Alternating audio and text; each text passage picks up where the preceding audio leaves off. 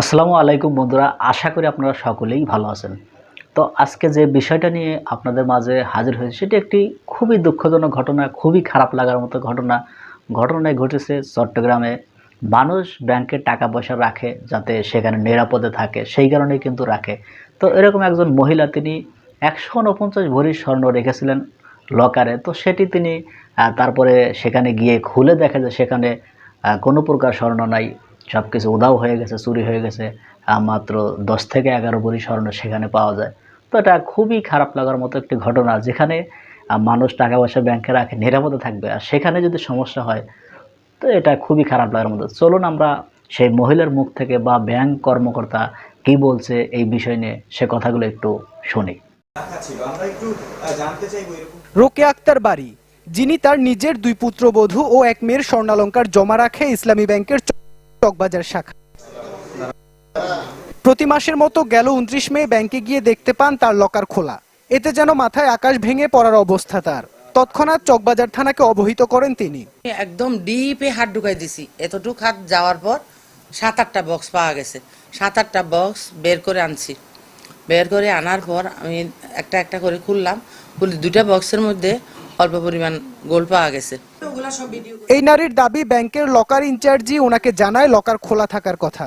সারা জীবনের জমানো স্বর্ণ গায়েব হওয়ার ঘটনায় ভেঙে পড়েছেন এই নারী। ম্যাডাম, আপনার লকার নাম্বারটা কত যেন? আছে 44। ওর ম্যাডাম, আপনার 44 তো খোলা। খোলা? আমি কি বললেন খোলা? খোলা? আমার লকার খোলা? বলছে হ্যাঁ, আপনার লকার তো খোলা। উনি চাবি জাস্ট দিবি আর কি, তখন দেখে যে একদম এত বড় করে খোলা। তারপর আমি খোলা শুনি, সাথে সাথে আমি চেয়ার ছিল একটা, আমি সাথে ও আল্লাহ বলে আমি চেয়ারের মধ্যে ডলে পড়ে গেছি। তো সব কিছুই তো নিয়ে চলে গেছে। অবশ্যই এটা ব্যাংকের ভিতরের কোনো সমস্যা, কারণ বাইরে থেকে তো কেউ আর লকার ভেঙে নিবে না। তো আমরা আবার আমাদের ফ্যামিলি লয়ারের সাথে কথা বলার পর উনি বলল কোর্টে মামলা করার জন্যে, যদি আমরা আরেকটু ভালো তদন্ত পাই। সেই জন্যই কিন্তু বিশ্বাস রেখেই তো রাখি। এখন না, বিশ্বাস ভঙ্গ যেহেতু হয়েছে, সেহেতু এখন ভেঙে পড়লে তো আর হবে না। এটার এগেনস্টে আমাদের এখন আগাতে হবে। দেখি প্রপার তদন্তের মাধ্যমে ব্যাংক আমাদের পাশে কতটুকু দাঁড়ায় সেটাও একটা ব্যাপার। পুলিশ, তারপর কোর্ট কতটুকু দাঁড়ায় সেটাও আমাদের দেখার ব্যাপার। এমন ঘটনা জানাজানি হওয়ার পর উদ্বেগ দেখা যায় গ্রাহকদের মাঝে। অনেকেই ছুটে আসেন নিজের লকার ঠিক আছে কিনা দেখার জন্য। ১৫০ ভরি স্বর্ণ এখান থেকে লকার থেকে চুরি হয়েছে, ওইটা শোনার সঙ্গে আমি অফিস থেকে চলে আসলাম, কিন্তু আমি দেখলাম আমারগুলো ঠিক আছে। খুবই লজ্জাজনক। এটা কখনোই আমাদের কারো কাম্য না, কারণ আমরা সিকিউরিটির জন্যই তো আসলে বেসিক্যালি ব্যাংকে টাকা রেখে থাকি। সো সিকিউরিটির ব্যাপারটা যদি আমাদের এনশিওর করতে না পারে, তাহলে আমরা কেন ব্যাংকে টাকা রাখবো?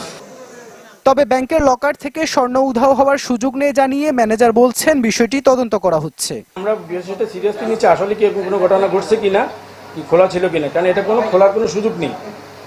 কারণ উনি আমাদের কাছে এমন কোনো কি নেই বা অন্য কোনো তৃতীয় গ্রাহকের কাছে এটা কোনো কি নেই। তারপরে উনি অভিযোগ করেছেন, যেহেতু আমাদের সম্মানিত গ্রাহক দীর্ঘদিনের সঙ্গে আমরা বিষয়টা খতিয়ে দেখছি। ঘটনাস্থল পরিদর্শন করলেও এসব বিষয়ে কোনো কথাই বলতে রাজি হয়নি পুলিশ। তো বন্ধুরা, আমরা স্ক্রিনে সে কথাগুলো শুনলাম। মহিলার ১৪৯ ভরি স্বর্ণ হারিয়ে গেছে। তো ব্যাংক কর্মকর্তা বলছে যে আসলে যদি এই ধরনের লকার থেকে কোনো টাকা পয়সা বা কোনো কিছু হারায়, সেখানে নাকি ছোট লকারের জন্য ১ লক্ষ, মাঝারি লকারের জন্য ২ লক্ষ এবং বড় লকারের জন্য ৩ লক্ষ টাকা জরিমানা দিবে যারা রাখবে তাদেরকে আর কি। এটা খুবই এটা হলো, যেখানে ২ কোটি টাকার স্বর্ণ হারিয়ে গেল, সেখানে যে ২ লক্ষ ৩ লক্ষ টাকা দিয়ে সে কী করবে? এটা খুবই খারাপ লাগার মতো। তো এই বিষয় নিয়ে আপনাদের যদি কোনো মতামত থাকে অবশ্যই কমেন্ট বক্সে জানিয়ে যাবেন। তো বন্ধুরা, ভালো থাকবেন, সুস্থ থাকবেন। দেখা হবে পরবর্তী কোনো ভিডিও নিয়ে। সে পর্যন্ত ভালো থাকুন। আল্লাহ হাফেজ।